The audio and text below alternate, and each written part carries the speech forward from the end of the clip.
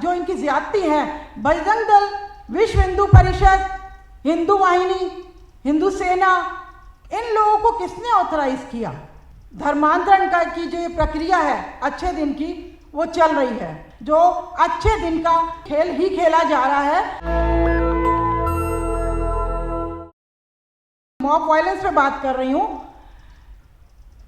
Around हमारे देश में करीबन 13 से 14 स्टेट्स में धर्मांतरण का की जो ये प्रक्रिया है अच्छे दिन की, वो चल रही है। और उसमें एक शुरुआत उन्होंने जो मॉब वायलेंस की वो रुड़की में एक चर्च चलता है। मैं ये बताना मांगूंगी आपको किस तरीके से ये इनको कितनी आज़ादी दी गई है, किस तरीके से ये हावी होते हैं हम लोगों पर, कि सीधा 200-250 लोगों का मॉब जय श्री राम के नारे लगाता हुआ चर्च में धड़ाधड़ घुसता है।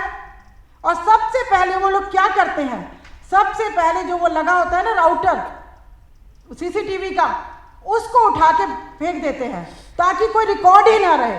मतलब इतने ट्रेंड है, पूरी तैयारी से वो लोग एंटर करते हैं और कोई रिकॉर्ड ना रहे तो उसको भी वो ख़त्म कर देते हैं।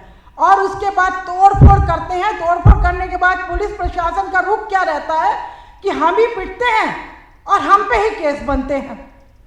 फिर और मैं आगे आपको लेके चलती हूँ कि हमारे को किस तरीके से सोशल बॉयकॉट किया जा रहा है। अभी मैं उसकी कर्नाटका की बात करती हूँ। अभी लेटेस्ट ये जनवरी महीने का किस्सा है कि एक लेडी बेलगांव के पास एक गांव में आंगनवाड़ी में जॉब करती है। और जब क्योंकि वो क्रिश्चियन थी तो उस पर इल्ज़ाम लगाया जाता है कि यहाँ पर वो धर्मांतरण करा रही थी, और उस इल्ज़ाम पे उसको नौकरी से निकाल दिया जाता है। और नौकरी के साथ साथ उसको जिस गांव में वो रहती है वहाँ पर लाउड स्पीकर से अनाउंस किया जाता है कि ना तो इसको पानी दिया जाएगा, इस परिवारों को, जितने भी ईसाई परिवार हैं यहाँ पर जो ईसाई धर्म को मानने वाले हैं, उनको ना तो पानी दिया जाएगा ना राशन दिया जाएगा। हार के वो कुछ परिवार उस शहर से निकलते हैं और दूसरी जगह रहते हैं। तो काफ़ी समय के बाद हम लोग उसमें इंटरवीन करते हैं तो उनको कुछ न्याय दिलाने की कोशिश करते हैं। मैं इनकी प्रक्रियाएं बता रही हूँ, ये अच्छे दिन के जो इनकी प्रैक्टिस चल रही है वो अच्छे दिन की प्रैक्टिस का मैं बता रही हूँ। उससे आगे हम चलते हैं। केरल में एक छत्तीसगढ़ के लोग रहते हैं और वहाँ पर उनके बेटे की डेथ हो जाती है।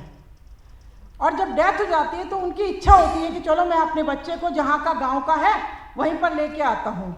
जब वो वहाँ गांव में लाते हैं तो वहाँ गांव में उनको बरियल करने नहीं दिया जाता और हार के उसको दूसरे सिटी में जाकर उसका बरियल किया जाता है। उस पर यह इल्ज़ाम है कि आप ईसाई धर्म के हो, आप लोगों को यहाँ बरियल किया नहीं जाएगा क्योंकि आप लोगों ने धर्म परिवर्तन किया, अपना कन्वर्जन किया।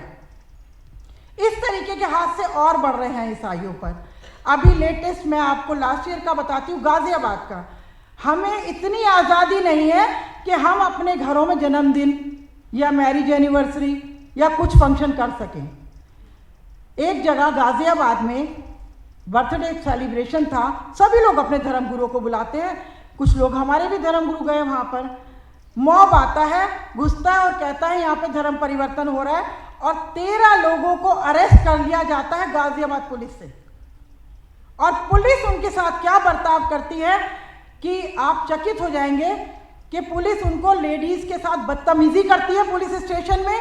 और जब उनको जेलों में डाला जाता है, मैं खुद गई हूँ जेल, डासना मसूरी जेल में मैं गई, मैं खुद का एक्सपीरियंस बता रही हूँ कि वहाँ जब मैं गई तो घुसते ही पर्ची काटने के पैसे दो, फिर जब अंदर एंटर किए तो टाइम बढ़ाने के पैसे दो। मुझे बहुत गुस्सा आया। मैंने अपॉइंटमेंट ली, वहाँ के आलोक जी सुपरिटेंडेंट थे, मैंने अपॉइंटमेंट ली, मैंने कहा मैं आपसे मिलना चाहती हूँ। जब उन्हें बताएगा तो मैं जेल का आपको बता रही हूँ कि जेल सुपरिटेंडेंट मेरे सामने कहे जा रहा है मैडम जी इन्होंने तो धर्म परिवर्तन किया था। फिर मैं चिल्ला पड़ी।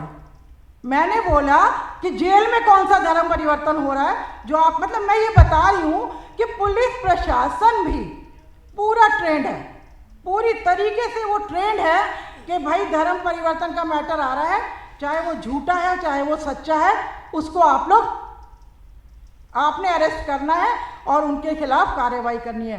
जेल में जाने से पहले जब पुलिस उनको गाजियाबाद उसमें ले जाती है कोर्ट में, अपने बयानों को उसको छुपाने के लिए पुलिस ने उनके ऊपर धुआं छोड़ा, और धुआं छोड़ के जो विक्टिम्स थे उनसे कोरे कागजों पर साइन करवाए। ये मैं हिंदुस्तान की पुलिस प्रशासन की बात आपको बता रही हूँ। तो इस तरीके से हिंदुस्तान में, भारत में जो ये ईसाई समाज के, ईसाई समुदायों के साथ हो रहा है, ये बहुत ही सोचने का विषय है।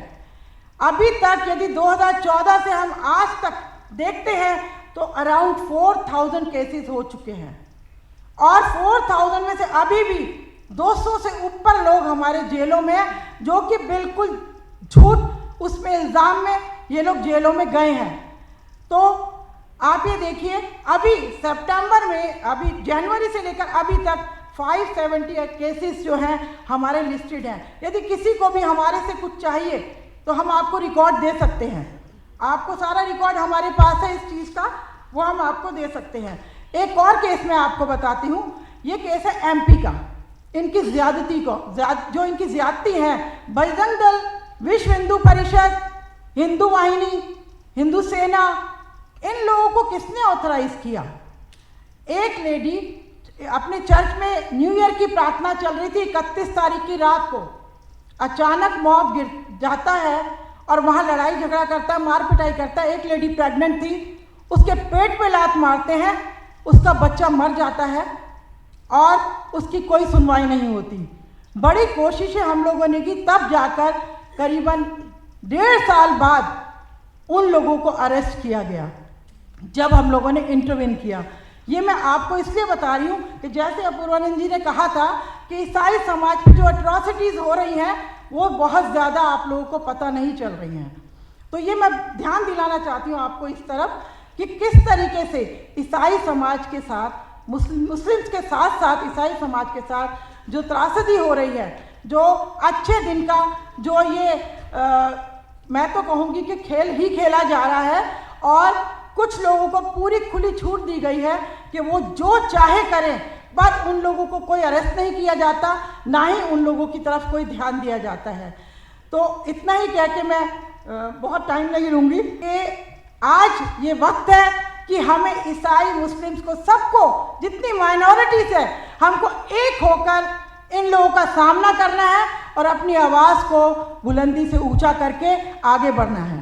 Thank you so much. National Dastak की आपसे गुजारिश है कि अगर इसको बचाना चाहते हैं तो नेशनल दस्तक को सब्सक्राइब करने के लिए रेड कलर के सब्सक्राइब बटन को दबाएं, फिर बेल आइकन की घंटी दबाएं। नेशनल दस्तक को बचाने के लिए बहुत ज़रूरी है कि हर खबर को शेयर करें, लाइक करें, कमेंट जरूर करें।